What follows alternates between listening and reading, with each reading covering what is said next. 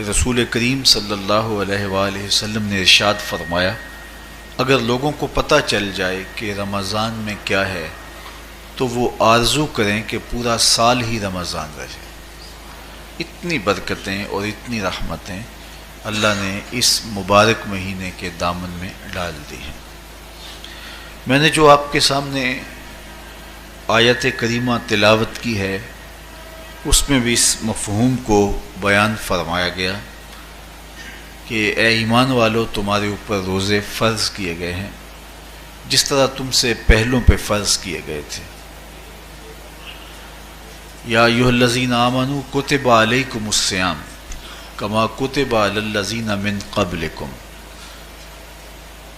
کیوں فرض کیے گئے؟ وجہ کیا ہے؟ لعلکم تتقون، تاکہ تم متقی بن جاؤ، تم پرہیزگار بن جاؤ۔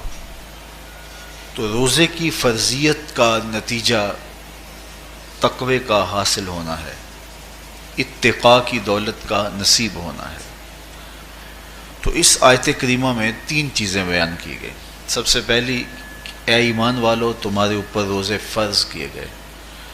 پھر دوسری بات، جس طرح تمہارے سے پہلوں پہ فرض کیے گئے۔ اور تیسری بات، تاکہ تمہیں تقوی کا نور نصیب ہو، تمہیں اتقاء کی دولت نصیب ہو۔ تو ایک تو روزے کی فرضیت کا حکم دیا گیا، اور دوسرا یہ تسلی دی گئی کہ یہ بھوک اور پیاس کی شدت تمہیں ہی نہیں کاٹنا پڑے گی، تم سے قبل بھی لوگ یہ عبادت کرتے رہے ہیں، اور وہ اس مشکل عبادت سے تقوی کو حاصل کرتے رہے ہیں، اور تمہیں بھی ہم اس راستے سے تقوی نصیب کرنا چاہتے ہیں۔ علامہ حقی علیہ رحمہ نے لکھا ہے کہ ملک تحمور الثالث، یہ حضرت آدم علیہ السلام کی اولاد سے تیسرا بادشاہ گزرا ہے، اس کے زمانے میں قحط پڑ گیا تھا، تو اس نے اپنی قوم کو یہ حکم دیا کہ ایک وقت کا کھانا آپ کھا لیں اور ایک وقت کا کھانا بچائیں اور وہ قحط زدہ علاقوں میں بھیجیں۔ تو قوم نے اس حکم کو بصر و چشم قبول کیا اور ایک وقت کا فاقہ کاٹ کے اپنے ان بھائیوں کے لیے وہ کھانا بھیجتے جو قحط میں مبتلا تھے۔ قوم کی یہ ادا اللہ کو پسند آ گئی، اور وقت کے نبی پر وحی کی گئی کہ تمہارے اس عمل کو ہم عبادت قرار دیتے ہیں۔ تو حضرت آدم علیہ السلام کے بعد متصل ہی یہ عبادت فرض کی گئی، اور پھر جتنی بھی ملتیں، قومیں اور امتیں آئیں ان میں روزے کی تحسین کی گئی اور روزے کی تلقین کی گئی۔ پرانی جتنی بھی کتابیں ہیں، اناجیل ہیں، تورات ہے، اس میں روزہ داروں کی تعریف موجود ہے۔ اور حضور علیہ السلام جب اس دنیا پہ تشریف فرما ہوئے تو آقا کریم روزے کی فرضیت سے پہلے بھی روزے رکھتے تھے۔ ویسے روزہ سن 2 ہجری کو فرض ہوا ہے، شعبان المعظم کے مہینے میں، لیکن اس سے قبل بھی ایام 20 کے حضور روزے رکھتے تھے، اور اس کے علاوہ بھی مختلف ایام میں اللہ کے محبوب روزے رکھتے تھے۔ روزے کی فرضیت کے بعد حضور علیہ السلام کی زندگی میں کل 9 رمضان آئے ہیں، جس میں 7 29 کے تھے اور 2 30 کے تھے۔ یہ بات ذہن میں رکھیے گا کہ روزے 29 ہوں ثواب پھر بھی 30 کا ہی دیا جاتا ہے۔ تو زیادہ تر جو رمضان المبارک کے مہینے ہوتے ہیں وہ 29 کے ہوتے ہیں، 30 کے کم ہوتے ہیں۔ حضور کی زندگی میں 9 میں سے 7 جو ہیں وہ 29 کے ہوئے ہیں اور 2 30 کے ہوئے ہیں، تو ثواب پورے 30 کا ہی ہے۔ بعض لوگوں کو زیادہ ہی مسئلہ ہوتا ہے، 29 ہو جائیں تو یہ اللہ کا کرم ہے کہ روزہ رکھنا بھی نہیں پڑا اور 30ویں کا ثواب بھی مل گیا، لیکن وہ شور مچا دیتے ہیں کہ یہ روزہ کھا گئے ہیں۔ میرا نہیں خیال کہ کسی کو اپنے ذمے اتنی بڑی امت کا بوجھ لینے کی پریشانی ہو اور وہ خام خواہ ایک روزے کے لیے پوری امت کا بوجھ اپنے کندھوں پہ ڈال لے. تو 29 روزے ہوں یا 30 ہوں، اللہ ثواب پورے 30 کا ہی عطا کرتا ہے. روزہ اللہ تعالیٰ جل شانہ کی رضا اور اس کی محبت کے حصول کا ذریعہ ہے، اور اس کا عملی نتیجہ جو اس آیت کریمہ میں بیان کیا گیا وہ تقوی ہے. لعلکم تتقون، روزہ اس لیے فرض کیا گیا کہ تمہیں تقوی نصیب ہو جائے، اتقاء کی دولت نصیب ہو. اب سوال یہ ہے، کیا تقوی بھوک اور پیاس سے حاصل ہوتا ہے؟ پیاس کاٹنے سے، بھوک کاٹنے سے کیا تقوی نصیب ہو جاتا ہے؟ صبح سے لے کر شام تک روزہ رکھنے کی تلقین کی گئی. یہاں ناروے میں اور مختلف ممالک کے اندر 20 گھنٹے کا روزہ ہے، اور ہمارے بھی یہاں 16-17 گھنٹے مسلسل شدت کی گرمی میں بھوک اور پیاس کاٹنا ہوتی ہے. اتنا طویل دورانیہ جو بھوک اور پیاس کاٹی ہے، اس کا مقصد رزق بچانا نہیں ہے، بلکہ وَيُزَادُ فِيهِ رِزْقُ الْمُؤْمِنِ، ماہ سیام میں مومن کا رزق بڑھ جاتا ہے. آپ اپنا بجٹ دیکھ لیجئے، باقی مہینوں کی نسبت ماہ سیام میں آپ کے اخراجات زیادہ ہوتے ہیں اور کشادگی ہوتی ہے. تو یہ کوئی خوراک بچاؤ مہم نہیں ہے، بلکہ رزق تو بڑھ جاتا ہے، لیکن اس کے باوجود 20 گھنٹے، 17 18 گھنٹے پیاس اور بھوک کاٹنا، اس کا کوئی مقصد ہے تو وہ مقصد قرآن نے بیان کیا کہ اس کے نتیجے میں تمہیں اتقاء کی دولت ملے گی، تمہیں تقوی کا نور نصیب ہوگا. سوال یہ کھڑا ہوا، کیا بھوک اور پیاس کاٹنے سے تقوی مل جاتا ہے؟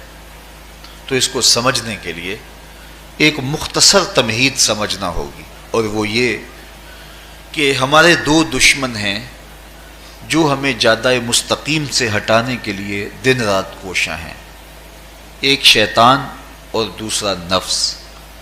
یہ 2 دشمن ہیں جو ہماری متاع عمل، ہمارا خلوص، ہماری للہیت، ہمارا باطن لوٹنے کے لیے ہر وقت مستعد اور فعال رہتے ہیں. اب ان 2 دشمنوں سے ہمارے تنہا ناتواں وجود کا مقابلہ ہے، اور ان میں سے جو بڑا دشمن ہے وہ نفس ہے، کیونکہ شیطان نے جب انکار سجدہ کیا تو ہم تو یہ کہتے ہیں کہ ہمیں شیطان نے بہکا دیا، لیکن شیطان نے جب انکار سجدہ کیا اور خود بہک گیا تو اس وقت کوئی دوسرا شیطان تو نہیں تھا جس نے شیطان کو بہکایا، وہ نفس تھا جس نے شیطان کو شیطان بنایا. اس نے اندر سے کہا انا خیر منہ، میں بہتر ہوں. تو یہ انانیت جو تھی، انا خیر منہ، اس نے اس کو بہکایا. تو شیطان کو شیطان بنانے والا نفس ہے، تو نفس شیطان سے بھی بڑا دشمن ہے. ایک بزرگ تھے، وہ ساری زندگی اپنی زبان پہ انا کا لفظ نہیں آنے دیتے تھے. اس مفہوم کو بیان کرنا ہوتا تو وہ با الفاظ دیگر بیان کرتے. میں کا لفظ، انا کا لفظ وہ اپنی زبان پہ ساری زندگی انہوں نے جاری ہی نہیں ہونے دیا. کہتے تھے اس لفظ نے شیطان کا بیڑا غرق کر دیا، تو میں یہ لفظ زبان پہ آنے نہیں دوں گا. اچھا، بندے بھی بڑے عجیب ہوتے ہیں. کسی نے کہا لو ان کی زبان پہ یہ لفظ آتا کیوں نہیں، میں جاتا ہوں اور ان کی زبان پہ یہ لفظ آئے ہی آئے. چلے گئے. بزرگ تشریف فرما تھے، نماز کا وقت قریب ہو رہا تھا. حضرت ایک مسئلہ پوچھنے آیا ہوں. کہا پوچھیے. شیطان کو کس چیز نے برباد کیا؟ حضرت آپ تو بولیں گے کہ میں نے، آنا نے. تو کہوں گا جیسے بھی ہوا ان کے زبان پہ لفظ میں تو آ ہی گیا نا. تو وہ بزرگ بھی بڑے سیانے تھے، اس کی نیت کا کھوٹ سمجھ گئے. فرمانے لگے بیٹا نماز کا وقت ہو گیا ہے، نماز پڑھ لیتے ہیں پھر اس پہ بات ہوتی ہے.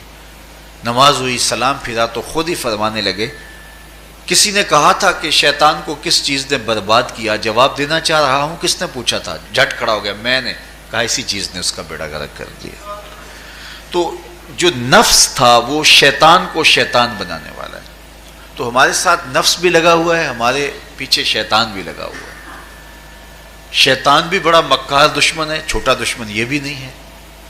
یہ ہماری متاع عزیز کو، متاع ایمان کو، متاع عمل کو، متاع خلوص کو لوٹنے کے لیے دن رات مستعد اور فعال رہتا ہے۔ اللہ کے محبوب نے فرمایا الشیطان جاسم علی قلب ابن آدم فاذا ذکر اللہ خانس واذا غفل وسوس۔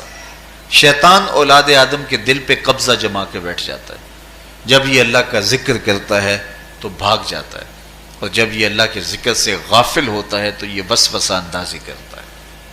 تو شیطان اولاد آدم کے دل پہ قبضہ جماتا ہے، اسے پتہ ہے کہ دل قابو میں آ گیا تو پورا بدن قابو میں آ گیا، چونکہ میرے اعضائے بدنیاں میرے دل کے تابع ہیں۔ موسم اچھا ہے، رت سہانی ہے، صحن چمن میں پھول کھلے ہیں، لیکن میرا دل نہیں چاہ رہا تو ٹانگیں جنبش ہی نہیں کریں گی۔ مرغن غذائیں سامنے پڑی ہیں اور آپ کا تقاضا ہے کہ جناب لے لیجئے، لیکن میرا جی نہیں چاہے گا تو ہاتھ جنبش نہیں کریں گے۔ آسمان ستاروں اور کہکشاؤں سے بھرا ہوا ہے، جی نہیں چاہے گا تو نظر نہیں اٹھے گی۔ آپ سماعتیں بچھائے بیٹھے تھے، جی نہیں چاہے گا زبان نہیں بولے گی۔ تو پورے آزاد دل کے تابع ہیں، اور اگر دل شیطان کے تابع ہو گیا، اس کے ہتھے چڑھ گیا، تو پھر اعضاء وہی کریں گے جو شیطان چاہے گا۔ اور اگر یہ دل مالک کی محبت سے سرشار ہوگا تو پھر دل جو چاہے گا وہی اعضاء کریں گے، تو دل اللہ کی نافرمانی کی چاہت ہی پیدا نہیں ہونے دے گا، تو اعضائے بدنیاں کا رخ بھی اللہ کی رضا کے حصول کے لیے ہوگا۔ تو شیطان بھی قبضہ دل پہ جماتا ہے اور دل کو قابو میں کر کے حضرت انسان کا بیڑا غرق کرتا ہے۔ اللہ تعالیٰ کا کرم یہ ہوا اذا جاء رمضان سلسلۃ الشیاطین، اللہ کے محبوب علیہ السلام ارشاد فرماتے ہیں جب ماہ صیام آتا ہے تو شیاطین جکڑ دیے جاتے ہیں، جنت کے دروازے کھول دیے جاتے ہیں، جہنم کے دروازے بند کر دیے جاتے ہیں۔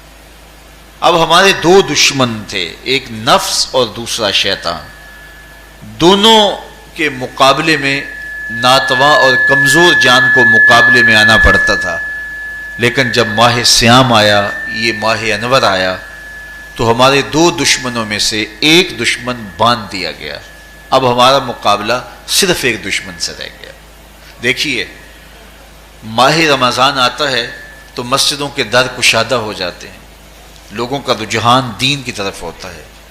جو 5 نمازیں بھی نہیں پڑھتے ہوتے ان کو تراویح میں بھی کھڑا ہوتا دیکھتے ہیں، اہتمام ہوتا ہے، نیکی کا، صدقہ و خیرات کا ماحول پیدا ہوتا ہے۔ ایسا کیوں ہے؟ کہ شیطان بند گیا، لیکن اس کے باوجود نظر بھٹک رہی ہے، خیالوں میں آوارگی ہے، اور رشوت کا بازار گرم ہے۔ کیوں؟ کہ ابھی نفس موجود ہے۔ تو نیکی کا جو ماحول پیدا ہوا یہ شیطان کے بند جانے کی وجہ سے، اور برائی کا ماحول اب بھی موجود ہے یہ نفس کے موجود ہونے کی وجہ سے۔ تو ہمارے دو دشمن ہیں جو ہمیں زیادہ مستقیم سے ہٹاتے ہیں، ایک شیطان اور دوسرا نفس۔ اب جب ماہ صیام آیا تو شیطان باندھ دیا گیا، اب ہمارا مقابلہ صرف نفس سے ہے، اور یہ نفس شیطان سے بھی بڑا دشمن ہے۔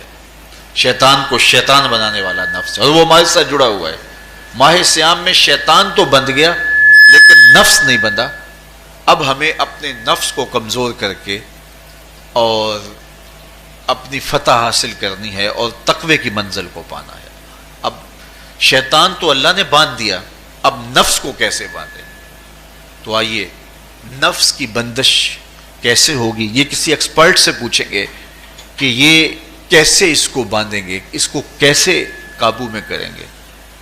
تو کسی ایسے شخص سے پوچھیں جو اس شعبے کا ماہر ہو۔ تو علامہ اقبال کے مرشد ملا جلال الدین رومی علیہ رحمہ کہتے ہیں آؤ تمہیں میں ایک معالج کا پتہ دیتا ہوں جو تمہیں اس بیماری کا علاج بتائے گا اور اس کی بندش کے طریقے بتائے گا۔ شیخ رومی علیہ رحمہ فرماتے ہیں ہفت شہر عشق را اتار گشت ما ہنوز اندر خم یک کوچام۔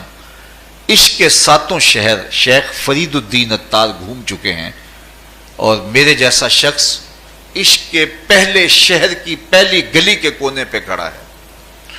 اب اندازہ کیے کہ جن کا پتہ حضرت ملا جلال الدین رومی دے رہے ہیں وہ کس بلند مرتبے پہ فائز المرام ہے۔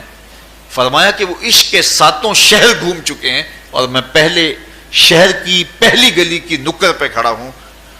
اب شیخ فرید الدین علیہ رحمہ سے پوچھئے کہ شیطان تو بند گیا، اب نفس کا وبال ہمارے اوپر پڑ رہا ہے، اور ہم اس کے باوجود ماہ صیام کے اندر گناہوں میں منہمک ہیں، تو ہمیں بتایا جائے کہ اس نفس کا علاج کیسے کیا جائے۔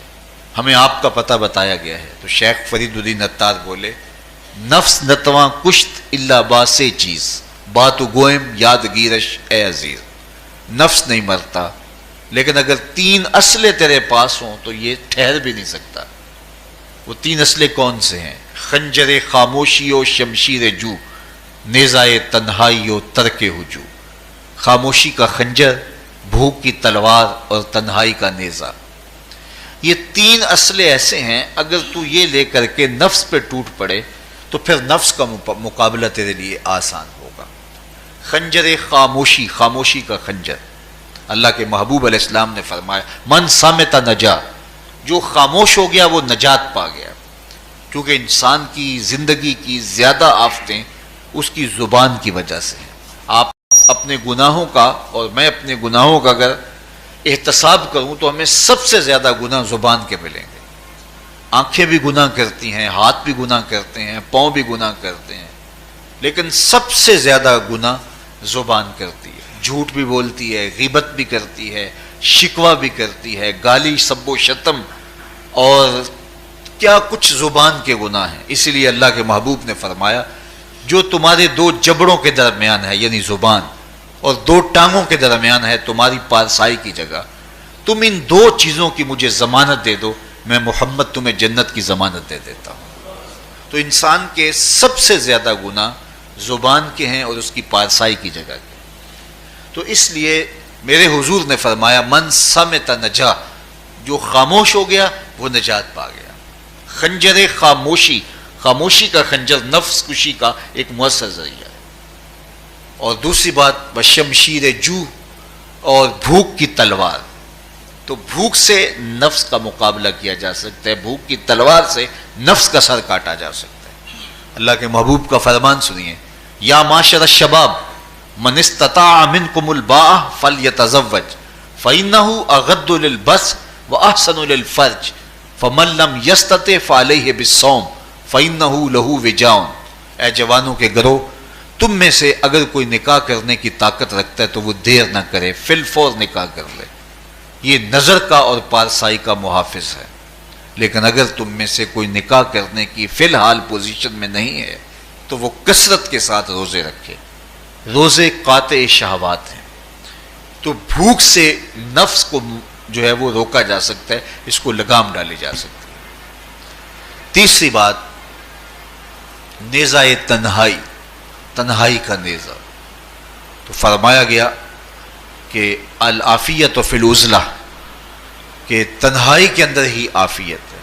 جب مجلسوں میں غیبت کی بدبو پھیلتی ہو اور چغلی کا ماحول معاشرے کا جزو لا ینفک بن جائے، اور مجالس کے اندر نظروں کی پاکیزگی کا قائم رہنا مشکل ہو جائے، اور انسان کی زندگی کے اندر گناہوں کا بہت بڑا سبب مجلسی زندگی ہو، تو پھر اس سے تنہائی بہتر ہے۔ حضرت شاہ نقشبند بخاری فرماتے ہیں کہ فقیر کے لیے سب سے اچھی جگہ اللہ کا گھر مسجد ہے، یا کسی کامل صالح شخص کی صحبت ہے، اور یا پھر تنہائی ہے۔ چوتھی جگہ ہلاکت کے علاوہ اور کچھ نہیں ہے۔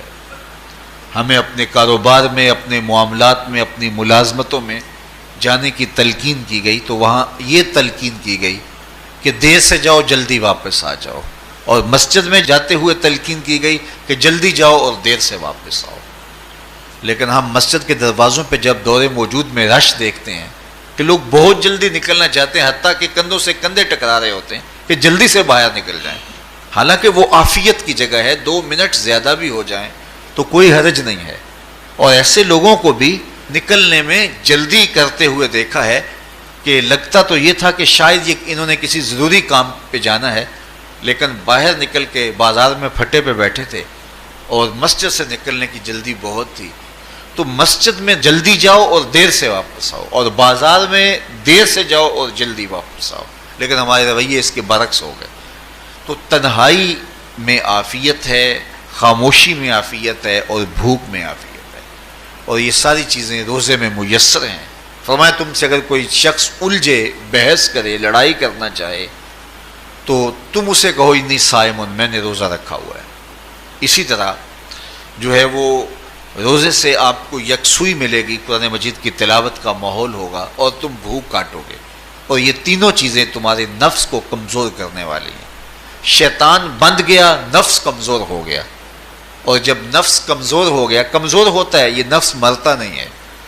یہ تو کوئی ہے باج فقیراں کسے نہیں ماریا، باہو ظالم چور اندر دا، یہ اندر والا چور جو ہے وہ اتنی آسانی سے قابو آتا ہی نہیں ہے، یہ پھر سر اٹھا لیتا ہے۔ اس کو جتنا کچلو یہ کچھ عرصے کے بعد تھوڑی سی خوراک ملتی ہے تو پھر سر اٹھا لیتا ہے۔ حضرت بایزید بستامی کہتے ہیں میں نے اپنے نفس کو ایک دن کہا کہ میں تجھے خوراک بھی نہیں دیتا اور تو پھر بھی موٹا تازہ ہے، تو میرے نفس نے مجھے کہا کہ اے بایزید جب تم بازار سے گزرتے ہو تو لوگ انگلیاں اٹھا اٹھا کہتے ہیں یہ بایزید جا رہا ہے، یہ بایزید جا رہا ہے، تو مجھے میری غذا اور خوراک اس سے مل جاتی ہے۔ تو یہ خوراک ہوتی ہے نفس کی، تو نفس بہت ظالم ہے اور ساری زندگی اس سے لڑتے ہوئے گزرتی ہے۔ وہ کسی نے کہا تھا نا تمام عمر طوفان سے کھیلتے گزری، نیا کے ڈوبنے کا ڈر بھی رہا۔ تو یہ ساری زندگی اس طرح ٹکراتے ہوئے سے گزرتی ہے، لیکن جب کمزور ہو جائے تو پھر یہ شیطان کو جو ہے وہ موقع نہیں دیتا ہے۔ لیکن اگر نفس اگر ماہ صیام میں ہمارا کمزور نہ ہوا، صرف ہم نے بھوک ہی کاٹی اور باقی اپنے معمولات وہی رکھے، تو میرے حضور نے فرمایا جس نے جھوٹ اور برے کام نہیں چھوڑے اور جھوٹے کام ترک نہیں کیے، اس کے بھوکا اور پیاسا رہنے کی اللہ کو کوئی ضرورت نہیں ہے۔ روزہ تو ایک مشق تھی، یہ تو باطن کی تطہیر کا ایک ذریعہ تھا، یہ تو من کی تہذیب کا ایک ذریعہ تھا، یہ تو نفس کی شر سے اپنے آپ کو بچانے اور شیطان کے مکر و فریب سے بچانے کا ایک ذریعہ تھا۔ دیکھیے شیطان بند جاتا ہے ماہ صیام میں، حدیث واضح ہے، لیکن نفس موجود رہتا ہے۔ اگر نفس کمزور ہو گیا تو شیطان چھٹ کے بھی کچھ نہیں کرے گا، کیونکہ شیطان باہر کا دشمن ہے، نفس اندر کا دشمن ہے۔ جب تک اندر والا دشمن ساتھ نہیں دیتا، باہر والا دشمن کچھ نہیں کر سکتا۔ ہمارے دیہاتوں میں چوری ہو جائے تو بوڑھے بزرگ سر جوڑ کے بیٹھ جاتے ہیں کہ چور کہاں سے آیا، کیسے آیا، تو ایک نقطے پہ سارے متفق ہوتے ہیں کہ اندر کا کوئی بھیتی ضرور موجود ہے۔ اگر اندر کا کوئی بھیتی موجود نہیں ہے تو چور باہر سے آ کے حملہ آور ہو ہی نہیں سکتا ہے۔ تو شیطان باہر کا چور ہے، نفس اندر کا بھیتی ہے، اور اگر یہ اندر والا باہر والے کا ساتھ نہ دے تو شیطان انسان پر حملہ آور ہو ہی نہیں سکتا۔ اس لیے اس کو قابو کر لیں، اس کو رام کر لیں، تاکہ شیطان چھٹنے کے باوجود بھی جو ہے وہ ہمارے اوپر حملہ آور نہ ہو سکے۔ ورنہ وہ تو پیچ و تاب کھا رہا ہے کہ یہ جو تم نمازیں پڑھتے ہو، سروں پہ ٹوپیاں تم نے پہنی ہیں اور بڑے شریف بن کے مسجد میں جا رہے ہو، ذرا چھٹ لوں عید کے دن ہی جو ہے وہ تمہارا سارا کیا دھرا برباد نہ کیا تو مجھے شیطان نہ کہنا۔ تو وہ سب کچھ برباد کر دیتا ہے اگر ہمارے نفس کی تہذیب نہیں ہوتی۔ تو یہ اللہ نے ایک ہمیں موقع دیا ہے، پورا ایک مہینہ ہے، ایک ورکشاپ ہے باطن کی تطہیر کے لیے اور ایک اندر کی پاکیزگی کے لیے ہمیں ایک موقع فراہم کیا گیا ہے، اور اس سے ہم بھرپور فائدہ حاصل کریں۔ قرآن مجید کی کثرت کے ساتھ تلاوت، صلاۃ التراویح میں شمولیت اور خاموشی کا اختیار کرنا، اور جو ہے وہ اللہ کے ذکر فکر کی طرف متوجہ رہنا اور بھوک کاٹنا، اس کا عملی نتیجہ یہ ہوگا کہ اتقاء کی دولت نصیب ہوگی۔ دیکھیے ماہ صیام میں ہمیں ان کاموں سے بھی روک دیا گیا جو کہ کام جائز تھے، کھانا پینا اور جو ہے وہ اپنی منکوحہ سے جنسی تعلق، یہ تو وہ امور تھے کہ جو جائز تھے، مشروع تھے، لیکن اوقات روزہ میں ان جائز کاموں سے بھی ہمیں روک دیا گیا۔